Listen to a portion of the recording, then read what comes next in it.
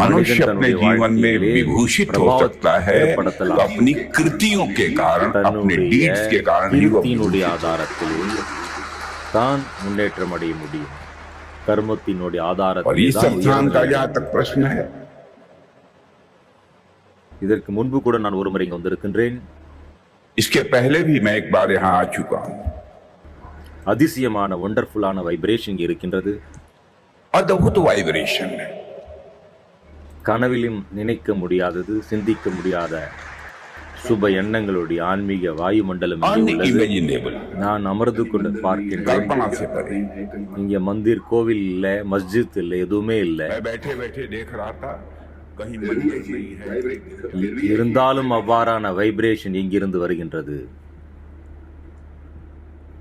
इस वाइब्रेशन को हम क्या नाम दें? இந்த வைப்ரேஷனுக்கு நான் என்ன பெயரிடுவது? அந்த வைப்ரேஷனை விளக்குவதற்கான சப்தம் எனக்கு இல்லை. இது வேற எந்த வைப்ரேஷனும் அல்ல, ஆன்மீக ஸ்பிரிச்சுவல் வைப்ரேஷன் ஆகும். ஆன்மீக சக்தி உடைய மண்டலம் இங்கு இருக்கின்றது, வாயு மண்டலம். நான் பார்க்கின்றேன், இங்க மந்திரி அமர்ந்திருக்கின்றோம், மெம்பர் ஆஃப் பார்லிமெண்ட் அமர்ந்திருக்கின்றார்கள், நிறைய சேர்மன்ஸ் அமர்ந்திருக்கின்றார்கள். நீங்கள் ராஜநீதி பார்ட்டி சபையிலே மந்திரி அவரை மேடையில கூப்பிடுங்கள் என்று அழைப்பார்கள், எம்பியை மேல மேடையில கூப்பிடுங்க என்று சொல்லுவார்கள்.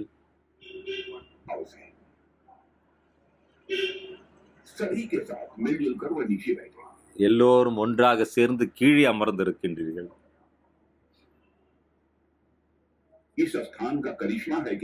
இதுதான் இந்த வித்யாலயத்தினுடைய அதிசயமாகும். யார் எவ்வளவு பெரிய பொசிஷன்ல இருக்கிறாளாக இருந்தாலும், எவ்வளவு உயர்ந்த அந்த சீட்ல அமர்ந்திருந்தாலும்,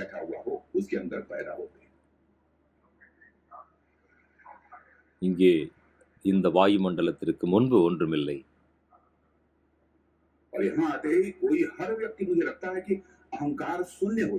இங்கே வந்த உடனே ஒவ்வொரு யாராக இருந்தாலும் அவருடைய அகங்காரம் ஜீரோவாக மாறிவிடுகின்றது, சூன்யமாகின்றது.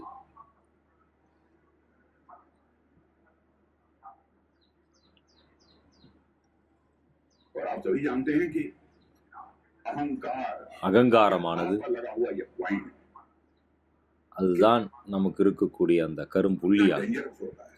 அது மிகவும் மோசமானதாகும். आप जिस क्षेत्र में काम कर रहे हैं, நீங்க எந்த கஷேத்திரத்திலே வேலை செய்கின்றீர்களோ, क्या होगा कि जो मंत्री हो, अधिकारी हो, நீங்க மந்திரியாக இருக்கலாம், அதிகாரியா இருக்கலாம், அந்த கஷேத்திரத்திலே முன்னேற்றத்தை கொண்டு வந்திருக்கலாம். कोई हो जो अहंकारी होता है, ஆனால் அகங்காரம் வரும் பொழுதுதான் भले ही वो सीना तान कर चलने की कोशिश करे, அவர் எவ்வளவுதான் முன்னே செல்ல விரும்பினாலும் उसका सम्मान नहीं மக்களுடைய பார்வையிலே அவருக்கு மரியாதை கிடைப்பதில்லை. होता है. அகங்காரம் இருக்கும் பொழுது ये भी नंबर हो 1 2 3 4, எவ்வித நம்பராக இருக்கலாம், इसी नंबर के पहले अहंकार के हाथ के ऊपर ஒன்றாக இருக்கலாம், இரண்டாக இருக்கலாம், மூன்றாக இருக்கலாம், நான்காக இருக்கலாம். ஆனால் அந்த நம்பருக்கு முன்பே அகங்காரம் என்று விட்டால் लगा दीजिए, उसकी वैल्यू अपने आप कम हो जाएगी. பாயிண்ட் போட்டு விட்டோம். ஆனால் ஒரு நம்பருக்கு முன்ன பாயிண்ட் போட்டோம் அப்படின்னா வேல்யூ குறைந்து விடுகின்றது. 1 के पहले अहंकार का पॉइंट लगा दीजिए, उसकी वैल्यू घटकर 1/10 हो जाएगी. ஒன்றுக்கு முன்னாடி பாயிண்ட்டை போட்டோம் அப்படின்னா வேல்யூ குறைந்து விடுகின்றது. ஒன்றுக்கு பின்னாடி அகங்காரத்தினுடைய புள்ளியை போட்டோம்னால் வேல்யூ அதிகரிக்கின்றது, 1 नहीं रह जाएगी. 10 ஆகி விடுகின்றது, 1 இருப்பதில்லை. लोग कहते हैं कि साहब बहुत सारे ऐसे लोग हैं जो कभी मंदिर नहीं जाते, पूजा नहीं करते, பல பேர் கோவிலுக்கு செல்லுவதில்லை, மஸ்ஜிக்கு செல்லுவதில்லை, பூஜை செய்வதில்லை. इबादत करते हैं, फिर भी बड़े मन के लोग होते हैं. இருந்தாலும் மிக பெரியவர்களாக இருக்கின்றார்கள். मैंने कहा कि स्पिरिचुअल होने के लिए आवश्यक नहीं है. ஸ்பிரிச்சுவலாக இருப்பதற்கு இதெல்லாம் அவசியமில்லை. ஆஸ்தா பாவனை இருக்க வேண்டும். आध्यात्मिक स्थली के प्रति इसमें कहीं दो बात नहीं. நமக்குள்ள அந்த பாவனை மிக மிக அவசியமாகும். लेकिन आवश्यक नहीं है. हमारा ये मन நம்முடைய அந்த மனமானது परमात्मा ने दिया है. பரமாத்மா கொடுத்த உள்ளம். कई इसके नामनक्लेचर्स हो सकते हैं, இது பலவிதமான விளக்கங்கள் இருக்கலாம். लेकिन मैं यह मानता हूं कि நான் இதை ஏற்கின்றேன். जैसे जैसे बड़ा होता चला जाता எந்த அளவுக்கு நம்மட மனம் मनुष्य उसी रेशियो में स्पिरिचुअल हाई आध्यात्मिक ऊंचाइयों को हासिल करता चला जाता है. எந்த அளவுக்கு நம் மனதிலே முன்னேற்றம் ஏற்படுகின்றதோ அதனுடைய ஆதாரத்திலே மிக உயர்ந்த ஆன்மீகத்தினுடைய அந்த நிலையை அடைகின்றான்.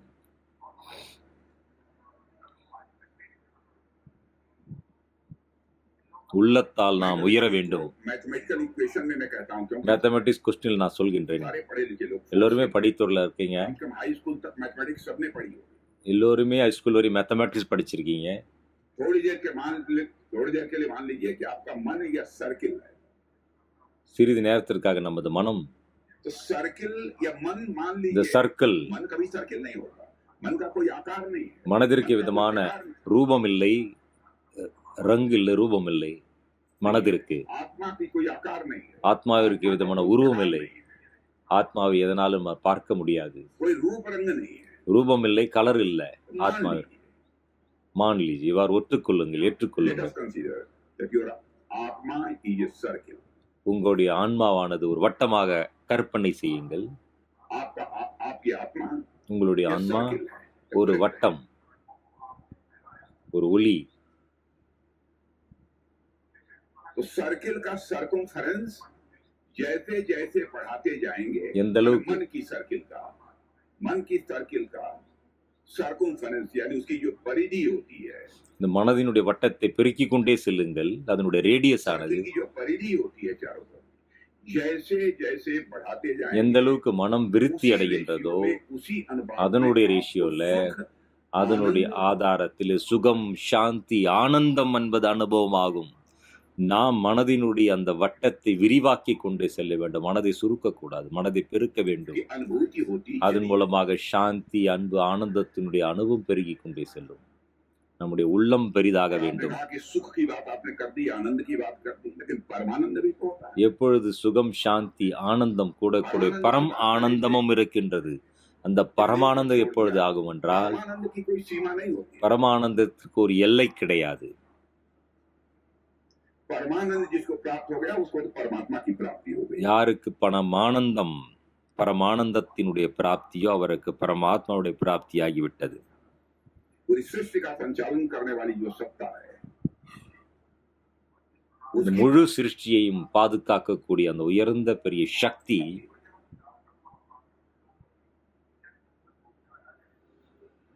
अद्भुत वाइब्रेशन है। உன்னுடைய அந்த அற்புதமான அதிசயமான வாயு மண்டலம் இங்கே मैं तो இருக்கின்றது. कहता हूँ कि सज्जन लोगों की बात तो छोड़िए, शायद इस स्थान पर कोई बहुत शातिर भी आ जाए और हमारी ब्रह्म कुमारी बहनें जो यहाँ पर मौजूद हैं, இந்த வாயு மண்டலத்தில் நம்முடைய பிரம்மகுமாரி சகோதரிகள் இங்கே இருக்கின்றார்கள். इन लोगों का सानिध्य मिल जाए, அவருடைய அந்த ஆசீர்வாதம் கிடைக்கட்டும். उनकी बातें सुन ले, அவருடைய விஷயங்களை நான் கேட்பது மூலமாக நமக்கு இயற்கையான அந்த அனுபவம் ஆகின்றது.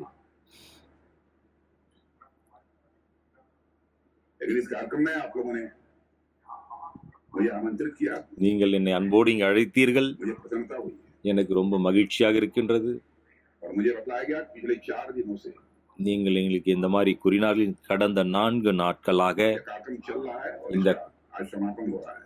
லான்ச்சிங் ப்ரோக்ராம் நடந்து கொண்டிருக்கின்ற டிஃபென்ஸ்ல இருக்கக்கூடியவர்களுக்கு சில்வர் ஜூப்ளி.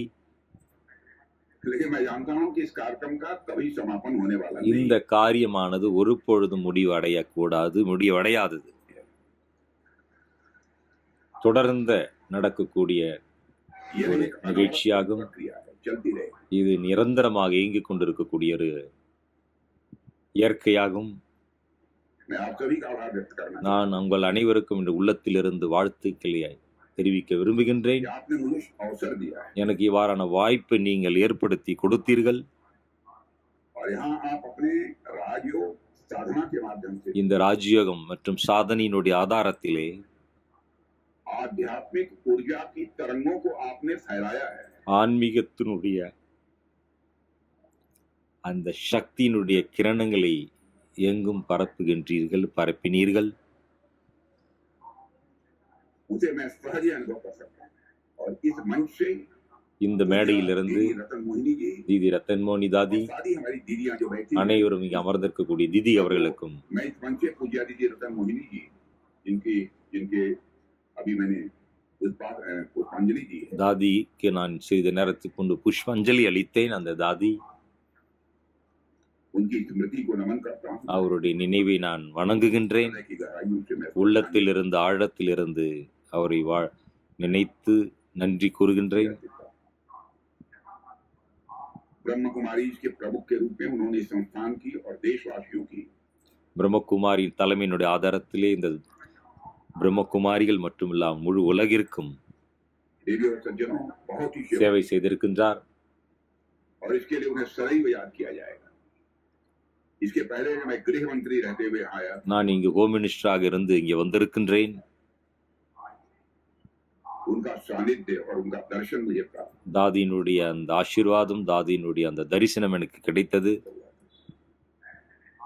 और आप जानते हैं कि ब्रह्म कुमारी ने अपनी स्थापना के समय से ही लेकर आज तक निःस्वार्थ பிரம்மகுமாரியில் ஸ்தாபனை காலத்திலிருந்து இன்று வரை भाव से पूरी எதிர்பார்ப்பற்ற முழுவதுமாக அர்ப்பணமாக சேவை செய்து வருகின்றார்கள். मानवता के மானவம், आध्यात्मिक विकास ஆன்மீக முன்னேற்றம், மக்களுக்கு முன்னேற்றத்தை கொண்டு வருவதற்காக, और आत्मिक बल बढ़ाने के लिए काम किया। ஆன்மீக பலத்தை கொண்டு வருவதற்காக சேவை செய்து வருகின்றார்கள். और सिर्फ भारत में ही नहीं बल्कि दुनिया के பாரதம் மட்டுமல்லாமல் முழு உலகிற்கும் இவ்வாறான சேவையை செய்து வருகின்றீர்கள். 100 से भी अधिक ज्यादा देशों में 100க்கும் மேற்பட்ட தேசங்களிலே प्रदान कर रहे हैं। நீங்கள் சேவை செய்து வருகின்றீர்கள். आप सबने भारतीय संस्कृति எவ்வாறு நீங்கள் முழு உலகத்திலும் பாரதத்தினுடைய அந்த கலாச்சாரத்தினை கொண்டு செல்வதற்கான அந்த சேவை செய்கின்றீர்கள். और प्रजापिता ब्रह्म बाबा के मूल्यों को பிரஜாபத பிரம்மா பாபாவினுடைய அந்த குணங்களை ஒவ்வொரு மனிதனுக்கும் கொண்டு செல்வதிலே நீங்கள் ब्रह्म कुमारी को भूलेगा नहीं। ஒரு பொழுதும் இந்த உலகம் பிரம்மகுமாரிகளை மறக்க மாட்டார்கள். जो भी एक बार आपके सानिध्य में யார் உங்களுடைய தொடர்பிலே வந்தாலும் ஒருமுறை ऐसे स्थानों पर पहुंचे, ஆட்டோமேட்டிக்காக वह அந்த அனுபவத்தை செய்வார்கள். इन स्थानों की स्पिरिचुअल वाइब्रेशन के ग्रिप में आ जाए। இந்த ஸ்பிரிச்சுவல் வாயு மண்டலத்திலே தானாக வந்து விடுவார்கள். உங்களுடைய சம்பந்தத்தில் வரக்கூடியவர் आने के लिए तो खुले हुए हैं दरवाजे, இங்கே வருவதற்காக கதவுகள் திறந்திருக்கின்றது, लेकिन जाने के लिए नहीं। செல்வதற்காக அல்ல. இதை விட்டு செல்வதற்காக அல்ல, உள்ளே வருவதற்காக கதவுகள் திறந்திருக்கின்றது. माउंट आबू की चोटी पर स्थित மவுண்ட் அபுவினுடைய அந்த சிகரத்தில் அமர்ந்திருக்கக்கூடிய कुमारी का यह सुंदर सा பிரம்மகுமாரியுடைய அந்த அழகான அமைப்பு, केंद्र वह स्थान है जहाँ अहम ब्रह्मास्मि, இங்கேதான் ஹம் பிரம்மாசம், நான் பிரம்மம் என்பது அனுபவமாகின்றது. ग्रंथों तक सीमित नहीं रह जाती है, बल्कि वह मानव की अनुभूति तक पहुंची। மேலும் இது மாணவனுடைய அனுபவம் தக்கு சென்று அடைகின்றது. ஒவ்வொரு தனிப்பட்ட மனிதனுக்கும் मानव उसका एहसास करता है, अनुभूत करता है। மாணவன் அதனை அனுபவம் செய்கின்றான். மனிதன், आपने हमारी आर्म फोर्सेस और सिक्योरिटी पर நீங்கள் இந்த ஆர்ம் ஃபோர்ஸ் செக்யூரிட்டிகளுக்காக फोर्सेसக்காக रह चुका हूँ और रक्षा मंत्री हूँ। நான் ஹோம் மினிஸ்டராகவும் இருந்திருக்கின்றேன், இப்பொழுது பாதுகாப்பு மந்திரியாகவும் இருக்கின்றேன். अब हमसे पूछिए तो गृह मंत्री रक्षा मंत्री कहते हुए मुझे बहुत संकोच हो रहा है। என்னை இவ்வாறு உள்துறை மந்திரி, ரக்ஷா மந்திரி आप कहेंगे क्यों संकोच हो रहा है? என்று கூறுவதற்கு கூட எனக்கு சங்கோஜமாக இருக்கின்றது, கூச்சமாக हे இருக்கின்றது. परमात्मा, इसके कारण मेरे अंदर कहीं अहंकार न पैदा। காரணம், என்னுள்ளே இவ்வாறு நினைப்பதன் மூலமாக அகங்காரம் வந்துவிடக் கூடாது என்று நான் ரியலைஸ் செய்கின்றேன் பரமாத்மாவுக்கு முன்பு.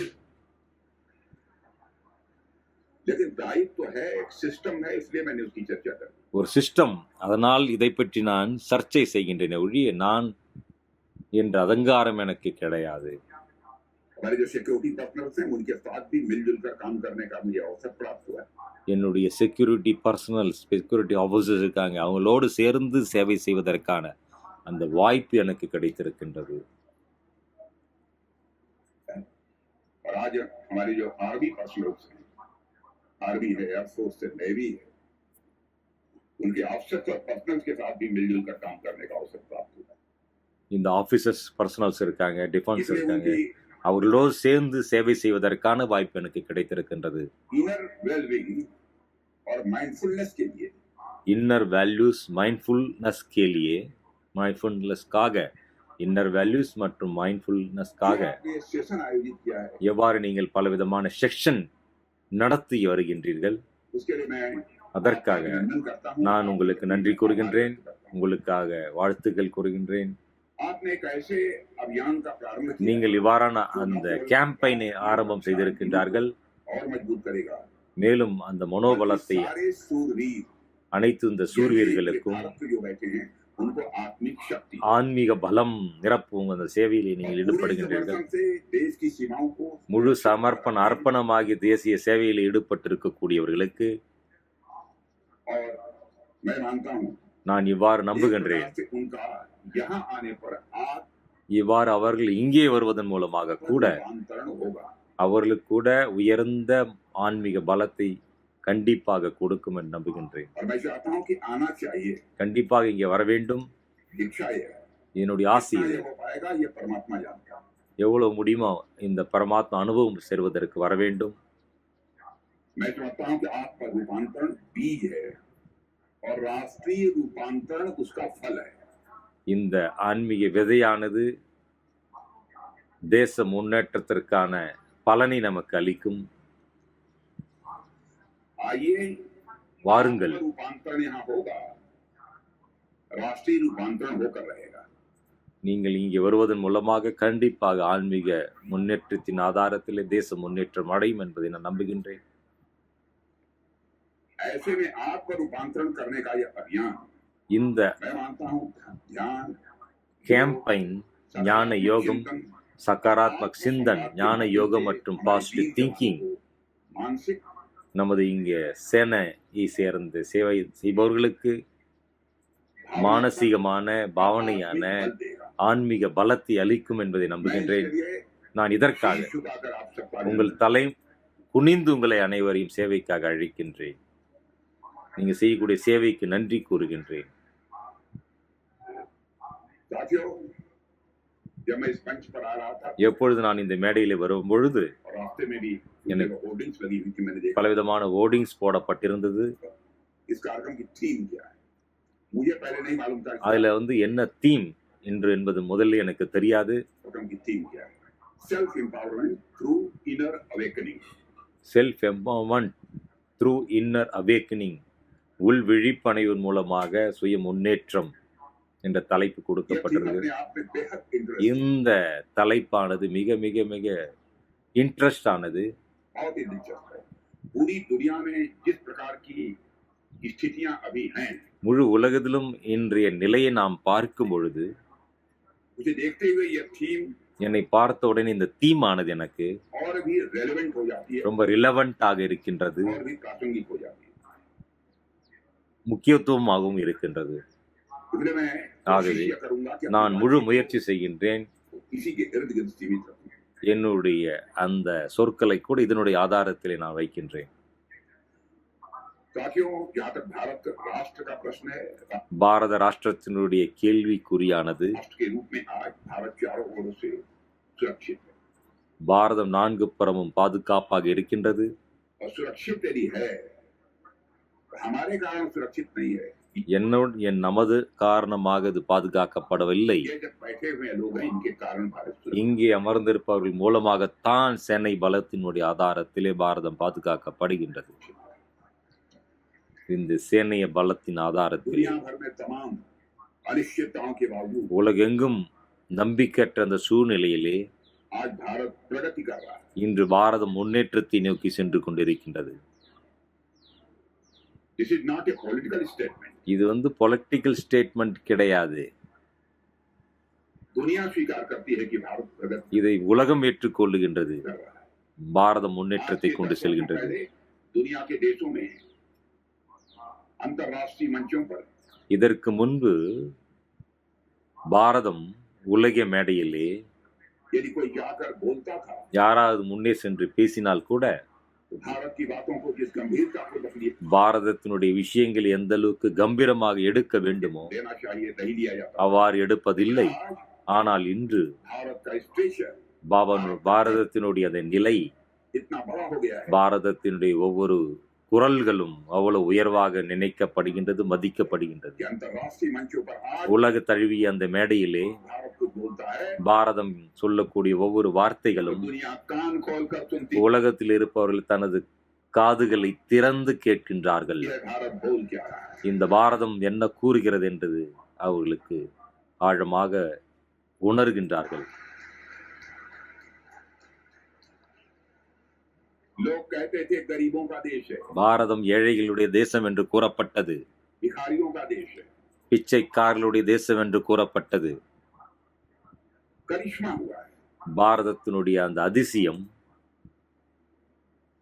जो भारत 2014 के पहले 11वें स्थान पर था, वो பாரதம் சில ஆண்டுகளுக்கு முன்பு 11வது இடத்தில் இருந்த இந்த பாரதம் जंप लेकर ஜம்ப் அடித்து எக்கானமிக்கல के मामले में दुनिया के देशों में 5वें स्थान पर। உலகத்தோடு கம்பேர் செய்யும்போது 5வது இடத்தை பாரதம் என்று இருக்கின்றது, பிடித்திருக்கின்றது. எக்கானமியிலே, பொருளாதாரத்திலே मैं नहीं பாரதம். कह रहा हूं, நான் இது கூறவில்லை, इंटरनेशनल फॉर्म, இன்டர்நேஷனல் ஃபார்ம் கூறுகின்றது. फाइनेंशियल फॉर्म, உலகத்தில் இருக்கக்கூடிய அந்த ஃபைனான்சியல் ஃபார்ம் கூறுகின்றது, highly reputed financial highly reputed financial அந்த ஃபார்ம் கூறுகின்றது. பாரதம் 5வது இடத்தை அடைந்து விட்டது. अब भारत को कोई रोक नहीं सकता। இப்பொழுது பாரதத்தை யாரும் எவ்விதத்திலும் நிறுத்த முடியாது முன்னேற்றத்தை. 2 वर्ष के बाद 2 வருடங்களுக்கு பிறகு 2 वर्ष के बाद इकोनॉमी की साइज को लेकर எக்கானமியிலே பாரதம் பார்க்கும்போது, பொருளாதாரத்திலே பாரதத்தை பார்க்கும் பொழுது आकार के मामले में भारत दुनिया के टॉप 3 कंट्रीज में आकर है। பாரதம் தலைமையில் 3வது இடத்தை பிடிக்கும். और मुझे लगता है कि शायद ये परमात्मा का आशीर्वाद हम இது கண்டிப்பாக இறைவனுடைய ஆசீர்வாதமாக இருக்கும் என்று நான் நம்புகின்றேன். सबको प्राप्त है। आप जैसे உங்களை போன்ற அந்த மகான் विदुषियों का आशीर्वाद விபூதிகளுடைய ஆசீர்வாதத்தின் காரணமாக பிராப்தியாகின்றது. भारत अर्थव्यवस्था के आकार பாரதம் பொருளாதாரத்தினுடைய ஆதாரத்திலே, इकोनॉमी की साइज के मामले எக்கானமியினுடைய ஆதாரத்திலே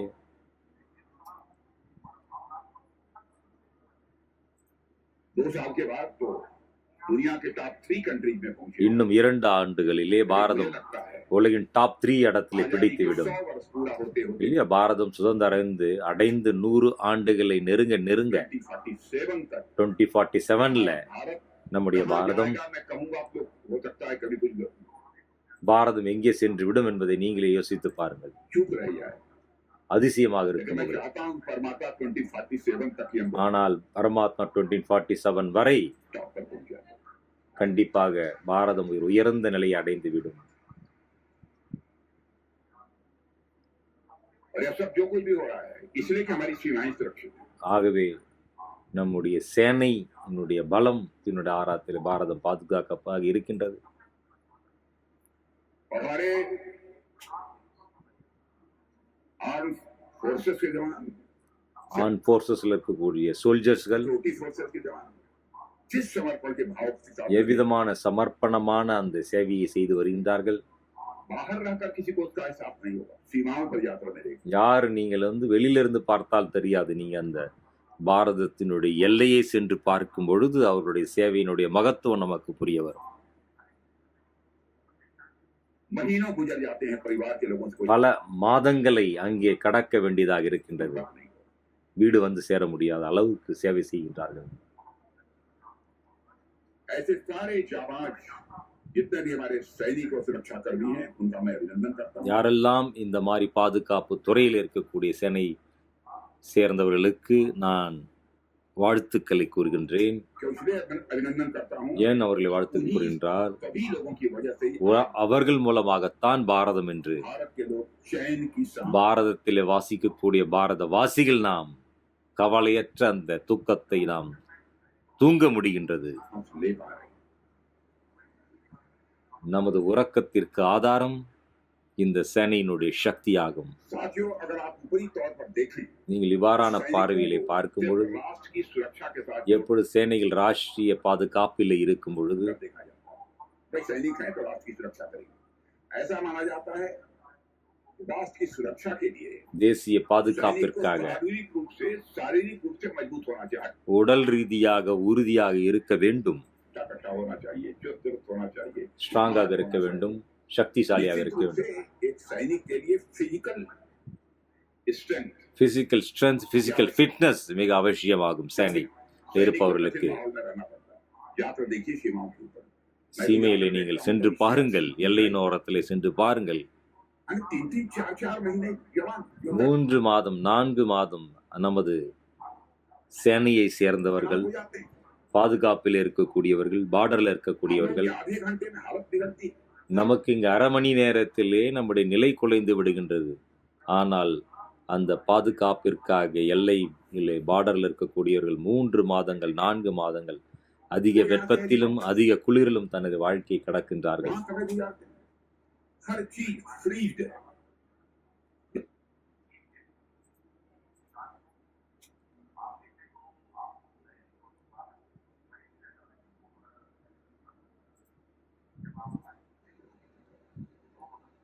तो उसको ठीक ठाक दिखने के लिए बहुत सारे अलंकारों से अलंकृत किया जाता है। एक सैनिक के लिए सिर्फ फिजिकल स्ट्रेंथ, आपने देखा होगा सोने चांदी के आभूषण, एक सैनिक के लिए फिजिकल स्ट्रेंथ के साथ साथ அப்போ ஒரு பாதுகாப்பில் இருக்கக்கூடிய அந்த சேனைக்காக உடல் ஆரோக்கியத்தின் கூடவே स्ट्रेंथ भी आवश्यक है। மனோபலமும் அவசியமாகும். மென்டல் ஸ்ட்ரென்த்தும் மிக அவசியமாகும். மன உறுதி அவசியமாகும். और वो मेंटल स्ट्रेंथ हम नहीं देंगे, वो அந்த mental மனோ strength பலத்தை நாங்கள் கொடுக்க முடியாது. आप நீங்கள் ஆன்மீக வழி நடத்தக்கூடியவர்கள் தான் அந்த மனோபலத்தை அவர்களுக்கு அளிக்க முடியும். और यहाँ पर मेरे समझ से कितने सारे आर्म फोर्सेज और सिक्योरिटी யாரெல்லாம் இங்கே ஆர்ம் ஃபோர்ஸஸ் செக்யூரிட்டி அமர்ந்திருக்கின்றீர்களோ, जवान और अफसर बैठे சேனைகள் அமர்ந்திருக்கின்றீர்களோ, कि किसी भी जवान के यदि डेली रूटीन के बारे में எவ்வித சேனையை சேர்ந்தவர்களாக இருக்கலாம், தினச்சரி வாழ்க்கையிலே यदि कोई भी बैठा हुआ है, यहाँ का व्यक्ति नहीं, देश का कोई भी व्यक्ति जाने உலகத்தில் எங்கே அமர்ந்திருந்தாலும் சரி, சேவையில் இருந்தாலும் சரி, अपने घर परिवार से दूर रहता है। தன்னுடைய குடும்பத்திலிருந்து வெகு தூரம் இருக்கின்றார்கள். முதல்ல सिक्योरिटी फोर्स விவித சேனையாக இருக்கலாம். அவர்கள் தனது குடும்பத்திலிருந்து, கிராமத்திலிருந்து, தன்னுடைய சமுதாயத்திலிருந்து வெகு தூரத்தில் சேவை செய்கின்றார்கள். सैनिकों को हिमालय की ऊंचाइयों पर ही रहना சில சேனைகளுக்கு இமயமலையின் சிகரத்திலே சேவை செய்ய வேண்டியதாக இருக்கின்றது. समुद्र की गहराइयों में भी रहना, கடலின் ஆழத்திலே சென்று சேவை செய்ய வேண்டியதாக இருக்கின்றது. रेतीले मैदानों से लेकर அந்த கடும் புயலில் இருக்கக்கூடிய பாலை வனத்திலும் சேவை செய்ய வேண்டியதாக இருக்கின்றது. घने जंगलों तक में भी रहना இருண்ட காட்டிலும் சேவை செய்ய வேண்டியதாக இருக்கின்றது. पड़ता है। इतनी मुश्किल परिस्थितियों में இவ்வளவு கடினமான சூழ்நிலையிலும் हमारे सैनिक हमारे देश की रक्षा करते हैं நம்முடைய சேனைகள் நமது தேசத்தை பாதுகாக்கின்றார்கள். और ये सारी कठिनाइयां, सारी मुश्किलें सिर्फ फिजिकल स्ट्रेंथ के आधार पर झेली இந்த அனைத்து பரஸ்திதிகளையும் சூழ்நிலையும் பிசிக்கல் சக்தியினுடைய ஆதாரத்திலே மட்டும் நாம் கடக்க முடியாது. नहीं जा सकती। देवियों सज्जनों, एक सैनिक के अंदर सियाचिन की ஆகவே சகோதரர்களே, ஒரு சேனைக்குள்ளே சேவை செய்யக்கூடியவாறு பாதுகாப்பில் இருக்கக்கூடியவர்களுக்கு இன்னர் சக்தி, இன்னர் எனர்ஜி எங்கிருந்து வருகின்றது असल में 50 डिग्री सेल्सियस से अधिक तापमान இல்லையா? நீங்க அதிக குளிரிலும் சரி, அதிக வெப்பத்திலும் இவ்வாறு சேவை செய்யக்கூடிய சேனைகளுக்கு பலம் எங்கிருந்து வருகின்றது? சக்தி எங்கிருந்து வருகின்றது? ये हमारे सैनिक को कहां से आती है? समुद्र के भीतर कई महीनों तक पनडुब्बी में கடலுக்கு அடியிலே பல மாதங்கள் அந்த சப்மெரீன்ல இருக்க வேண்டியதாக இருக்கின்றது பாதுகாப்பிற்காக. हमारे सैनिक के पास समुद्र के दबाव को सहन करने की क्षमता அந்த கடலின் அழுத்தத்தை பொறுத்து கொள்ளக்கூடிய அந்த சக்தி कहां से आती है? எங்கிருந்து வருகின்றது? पृथ्वी में पड़े रहने वाले हमारे सैनिक के पास समुद्र के दबाव को सहन करने की क्षमता कहां से आती है? साथियों, हमारे सैनिकों के पास ये सारी ऊर्जा, ये प्रेरणा, ये இந்த சக்தி, இந்த பிரேரணை के अंतर मन से आती है। அவருடைய உள் மனதிலிருந்து எழுக்கூடிய சக்திகளாகும். இது வெளிப்புற சக்தி அல்ல. भीतर की रोशनी அவருடைய உள்ளத்தில் இருக்கக்கூடிய அந்த ஒளி சக்தி देती है அவருக்கு சக்தி அளிக்கின்றது. और उनकी आत्मा அவருடைய ஆன்மாவானது சக்காராத்மாக சுபமாக दिन रात இரவும் பகலும் देश की सेवा में लगे தேசையினுடைய அந்த சேவை, தேசையின் மீது இருக்கக்கூடிய அந்த ஈடுபாடு அந்த சக்தியை அவர்களுக்கு உருவாக்குகின்றது. रहते हैं। उन्हें कई बार ऐसी परिस्थितियों का सामना இவளுக்கு அவ்வாறான பல விதமான சூழ்நிலையை எதிர்நோக்க வர வேண்டியிருக்கின்றது. उनके शरीर और दिमाग அவருடைய உடலும் புத்தியும் दोनों की परीक्षा लेती रहे। இரண்டிற்கும் இடையிடையே பரீட்சைகள் பலவிதமாக வருகின்றது. इसलिए इस बात से इनकार नहीं किया जा सकता। இதை யாரும் தடுக்க முடியாது. समय तक तनाव, अनिश्चितता और कठिन நீண்ட நாள் அந்த டென்ஷன், நம்பிக்கையற்ற அந்த சூழ்நிலை, परिस्थितियों में काम करने के कारण அவ்வாறான சூழ்நிலையிலே வேலை செய்வதன் காரணமாக, சேவை செய்வதன் காரணமாக सैनिकों का मानसिक स्वास्थ्य சேனைகளுடைய மானசீக அந்த ஆரோக்கியம் भी किसी न किसी हद तक எவ்வாறு அந்த கடைசி எல்லை வரை प्रभावित भी होता है। பிரபாவம் ஏற்பட்டு விடுகின்றது. ब्रह्म कुमारी இவ்வாறான சூழ்நிலையிலே பிரம்மகுமாரிகளின் सैनिकों के मानसिक स्वास्थ्य के लिए சேனைகளுடைய மானசீக ஆரோக்கியத்திற்காக आगे आना निश्चित रूप से முன்னே சேவை செய்வது என்பது கண்டிப்பாக बहुत ही सराहनीय कदम है। மிகவும் மகிமைக்குரிய விஷயமாகும். और मैं इसके लिए शीश झुकाकर आपको அதற்காக நான் உங்களுக்கு முன்பு தலை வணங்கி अभिनंदन करता हूँ। உங்களை நான் வாழ்த்துகின்றேன். साथियों, आप अपने आसपास के वातावरण को देखिए। நீங்கள் உங்கள் அருகாமையில் இருக்கக்கூடிய அந்த வாயுமண்டலத்தை பாருங்கள். एक आम आदमी के जीवन का भी मूल्यांकन करिए, ஒரு சாதாரண மனிதனுடைய வாழ்க்கையையும் பாருங்கள். आकलन करिए। एक आम आदमी वैसे तो कई सारे लोगों के बीच रहता है, சாதாரண மனிதன் இவருடைய பலவிதமான சூழ்நிலை இடையிலே வாழ வேண்டியதாக இருக்கின்றது. और अपने घर परिवार के बीच में रहता है। தன்னுடைய குடும்பத்தினுடைய இடையே இருக்கின்றார்கள். उसका एक समाज होता है। அவர்களுக்காக ஒரு தனிப்பட்ட சமுதாயம் இருக்கின்றது. रोज कई नए लोग मिला करते हैं। इसके बावजूद भी उसे अकेलेपन और तनाव की समस्या से आपने देखा होगा। இவ்வாறு வாழ்கின்றவர்களுக்கு கூட அந்த டென்ஷன், அந்த டிப்ரெஷன் என்பது இருக்கின்றது. लोगों को गुजरना पड़ता है। तो फिर हमारे सैनिकों पर हमारे सुरक्षा அப்போ இவ்வாறான சாதாரண மனிதனுக்கு இவ்வாறு இருக்கும்போது சேனையிலே தேசிய பாதுகாப்பில் இருக்கக்கூடிய சேவையில் के இருப்பவர்களுக்கு जवानों पर क्या गुजरती होगी। அப்போ அவர்களுடைய உள்ளத்திலே பிரபாவம் அந்த டென்ஷன் எப்படி உருவாகும் என்பதை சிந்தித்து பாருங்கள். जो घर परिवार से दूर रहकर राष्ट्र குடும்ப வாழ்க்கையிலிருந்து தூரத்திலே, की सेवा कर रहे हैं। குடும்ப சூழ்நிலையிலிருந்து வெகு தூரத்திலே சேவை செய்யக்கூடியவர்களுடைய உள்ளம் எப்படி இருக்கும்?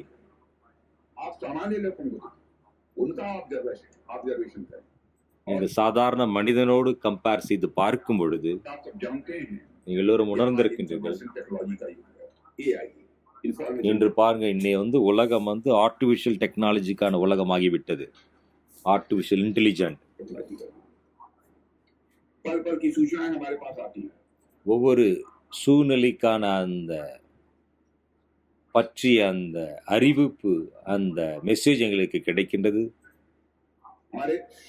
हमें सेकंड से पता चलता है कि अभी क्या में क्या चल रहा है।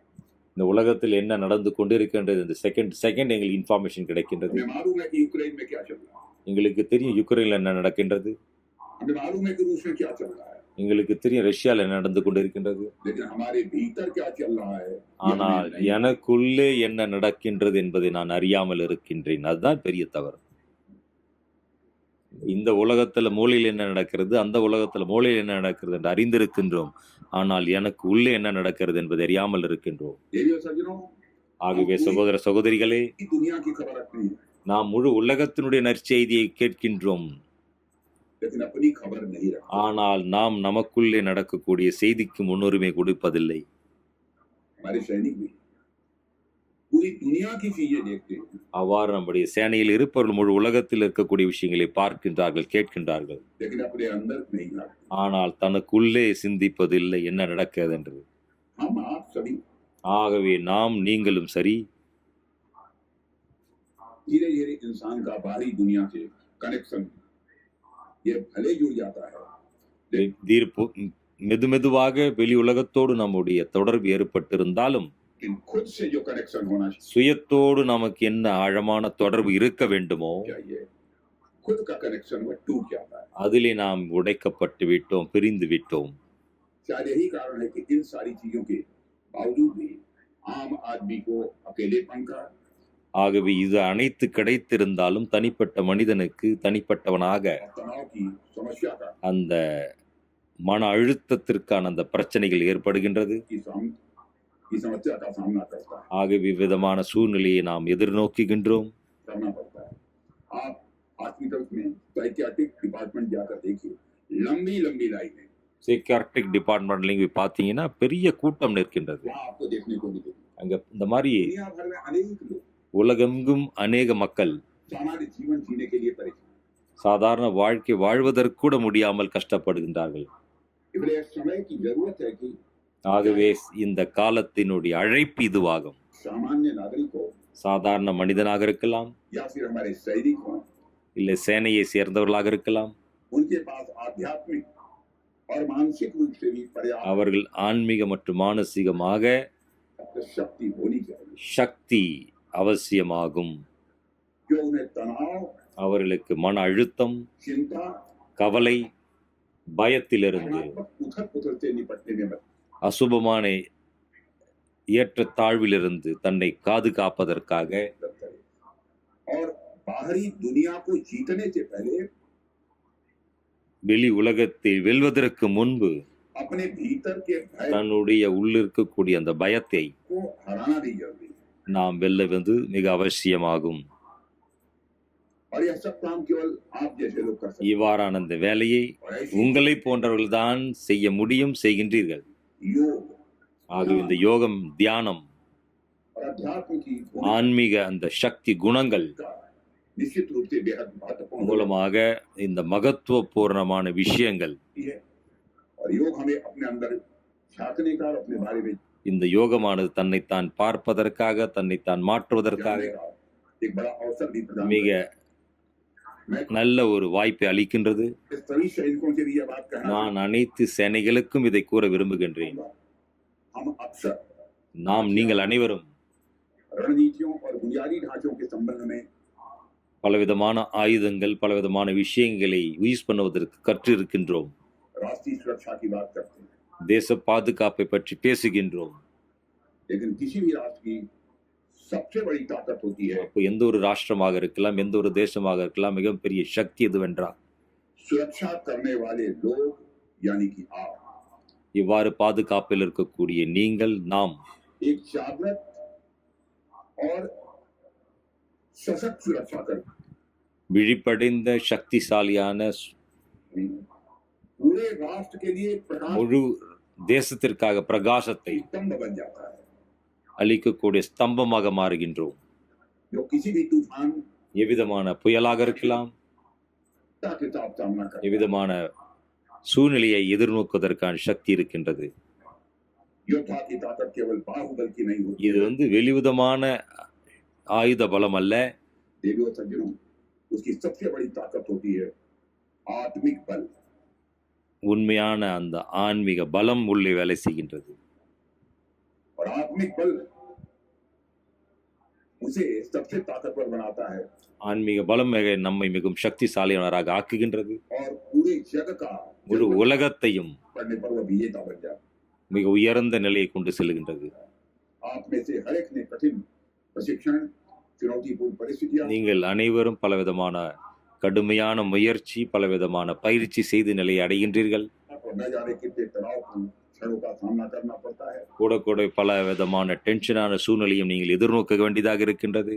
पर आज जो सबसे अदृश्य और अविरल युद्ध चल रहा है वह இன்று பார்க்கின்ற கண்ணுக்கு தெரியாத அந்த அதிர்ஷ்யமான யுத்தம் நடக்கின்றது உலகத்துல. अंदर की अशांति और अस्थिरता। இதன் மூலமாக அகிம்சை, அசாந்தி உருவாகி கொண்டிருக்கின்றது. ஹிம்சை மற்றும் அசாந்தி உலகில் பெருகுகின்றது. और मैं जानता हूँ நான் புரிந்திருக்கின்றேன். इसमें आपको दूसरों की रक्षा करने के लिए प्रशिक्षित किया जाता है, சேனைக ரூபத்துல நீங்க பிறரை எப்படி பாதுகாப்பது என்பதற்காக உங்களுக்கு பயிற்சி அளிக்கப்படுகின்றது. लेकिन मैं आपसे कहना चाहता हूँ ஆனால் நான் உங்களுக்கு இவ்வாறு கூற விரும்புகின்றேன். कि आप अपने भीतर के आत्मबल ஆகவே தனது உள்முகமாக இருக்கக்கூடிய ஆன்ம பலத்தை அதிகரியுங்கள். की रक्षा करने में भी समय आप சுய பாதுகாப்பிற்காகவும் தன்னைத்தான் தனது நேரத்தை निकालें। ஒதுக்க வேண்டும். सीमाओं के संरक्षक नहीं हैं, நீங்கள் சீமா, அதாவது எல்லையை பாதுகாப்பதன் கூடவே ताकि देश की युवा पीढ़ी के लिए सेवा, साहस और संकल्प के இந்த தேசத்தின் முன்னேற்றத்திற்காக இவ்வாறான அந்த சேவை அவசியமாக இருக்கின்றது. आप प्रेरणा स्रोत हैं। साथियों, जब मैं सैनिकों के लिए योग और ध्यान की बात कर रहा நான் சேனைக்காக யோகா மற்றும் தியானத்தை பற்றி பேசும் பொழுது हूँ तो मैं इस पर अपनी ओर से एक दृष्टिकोण आप सबके நான் எனது சார்பிலே உங்களுக்கு அவ்வாறான பார்வையிலே सामने रखना चाहूंगा। முன்னே வைக்க விரும்புகின்றேன். உங்களுடைய பார்வையிலே முன்னே வைக்க விரும்புகின்றேன். मुझे कई बार ऐसा लगता है எனக்கு பலமுறை இவ்வாறு அனுபவமாகின்றது. कि हमारे सैनिक நம்முடைய இந்த சேனைகள் சீமையிலே அந்த பார்டர்ல यहाँ पर खड़े होकर அங்கே நின்று கொண்டு इस तरह से हम सबकी सुरक्षा कर रहे हैं, எவ்வாறு நாம் அனைவரையும் பாதுகாக்க வைக்கின்றார்கள், वह कहीं தன்னை பாதுகாக்கின்றார்கள் நம்மை அனைவரையும். न कहीं योग और साधना का ही एक रूप है। அது கூட யோக சாதனையினுடைய ரூபம்தான் ஆகும். मुझे लगता है कि योग को किसी सीमित दृष्टिकोण से नहीं ஆகவே யோகத்தை ஒரு எல்லைக்குட்பட்ட பார்வையிலே பார்க்காமல் देखना चाहिए। எல்லைக்கு அப்பாற்பட்ட ये नहीं होता है எந்த இடத்தில் இருந்தாலும் எந்த சூழ்நிலை இருந்தாலும் कि आप शरीर के कुछ एंगल्स पर किस சரீரனுடைய ஆங்கிளை மாற்றுவது மட்டும் யோகாவல்ல. एंगल पर मोड़ रहे हैं, இவ்வாறு வளைப்பது நெளிப்பது மட்டும் யோகா அல்ல. इससे कहीं आगे की चीज है। இந்த யோகத்தின் शारीरिक व्यायाम मत नहीं है, இந்த உடல் எக்ஸசைஸ் மட்டுமல்லாமல் बल्कि एक जीवन शैली है। இது வாழ்க்கை வாழும் முறை இந்த யோகமாகும், ராஜயோகமாகும். योग हमें हमारे काम में माहिर बनाता है। இந்த யோகமானது நம்முடைய காரியத்திலே முன்னேற்றத்தை செய்ய வைக்கின்றது. हमारे सैनिक भी तो एक तरह से यही कर रहे हैं, நம்முடைய சேனைகள் கூட இதை தான் செய்கின்றீர்கள். हमारे सैनिक भी तो सीमा पर एकाग्र चित्त होकर अपने நம்முடைய சேனைகள் கூட சீமையிலே அந்த பார்டர்ல மனதை உருளைப்படுத்தி कर्तव्यों का निर्वहन करते हैं। தன்னுடைய தேசத்தை பாதுகாக்கக்கூடிய அந்த சேவையில் ஈடுபட்டிருக்கின்றீர்கள். भागवत गीता में भगवान श्री कृष्ण ने कहा பகவத்கீதையில கிருஷ்ணன் இந்த மாதிரி கூறுகின்றார். இறைவன் योग कर्मस्को யோரா பரமஸ்வ யோகம் என்பது மிக உயர்ந்த ஒரு நிலையாகும். उन्होंने कर्म में कुशलता, இதன் மூலமாக கர்மத்திலே ஒரு அழகான சுகம் கொடுக்கக்கூடிய கர்மமாக மாறும். को योग माना है और कर्म में कुशलता हमारे யோகம் என்பது கர்மத்திலே பாசிட்டிவ் சுகம் கொடுக்கக்கூடிய கர்மங்கள். के जवानों में और हमारे सुरक्षा के जवान में। இது இயற்கையாகவே பாதுகாப்பில் இருக்கக்கூடிய நமது சேனைகளுக்கு இருக்கின்றது. इसलिए मैं एक योगी यानी साधक में ஆகவே இவ்வாறு இருக்கக்கூடிய சாதக், யோகி மற்றும் சேனைக்கும் எவ்விதமான तकनीक में बहुत अंतर नहीं देखता हूँ। நான் நிறைய வேறுபாடை பார்க்கவில்லை. मुझे कई मायने में एक साधक और सैनिक काफी हद तक இந்த மாதிரி சாதகன் மற்றும் சேனையினுடைய அந்த வேறுபாடு एक जैसे दिखते हैं। ஒன்று போல் தெரிகின்றது. ஆகவே आप देखें तो आपको सैनिक और साधक நீங்கள் பார்க்கும்பொழுது சேனை மற்றும் சாதகர்கள் पहली नजर में तो दो अलग अलग व्यक्तित्व लगते हैं। இரண்டு கண்கள் போன்றவர்களாவார்கள்.